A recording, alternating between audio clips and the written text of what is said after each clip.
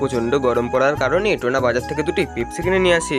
এরপর সে তার ছানা টিঙ্কু আর টিঙ্কুকে একটু করে পেপসি খেতে দেয়। ঠিক তখনই ওখানে টিঙ্কুর সদমা চলে আসে আর সে টিঙ্কুর হাত থেকে পেপসিটি কেড়ে নেয়। এতে টিঙ্কু বলে, মা মা আমিও পেপসি খেতে অনেক ভালোবাসি, আমার হাত থেকে পেপসিটি কেড়ে নিলে কেন? তখন টিঙ্কুর সদমা বলে, ছোটবেলায় নিজের মাকে খেয়েছে, এখন মা পেপসি খাবে, যা আমার বাড়ি থেকে বেরিয়ে যা, আর কোনোদিনও ঢুকবি না। এসব কথা শুনে টিঙ্কু অনেক কষ্ট পায়। তাই টিঙ্কু কান্নাকাটি করতে করতে তার মরা মায়ের কবরস্থানে এসে যায় আর সেই কাঁদতে কাঁদতে বলে, মা গো তুমি নেই বলে আমাকে কেউ একটা পেপসি খেতে দেয় না, তুমি কোথায় মা, ফিরে এসো।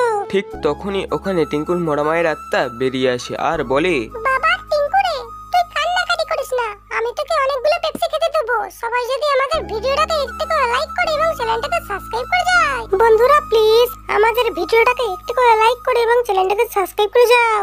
আরে বাহ বাবা টিঙ্কু রে, তোর কথা মতো তো সকলে লাইক এবং সাবস্ক্রাইব করা শুরু করে দিয়েছে। এই নে বাবা, তুই যতবার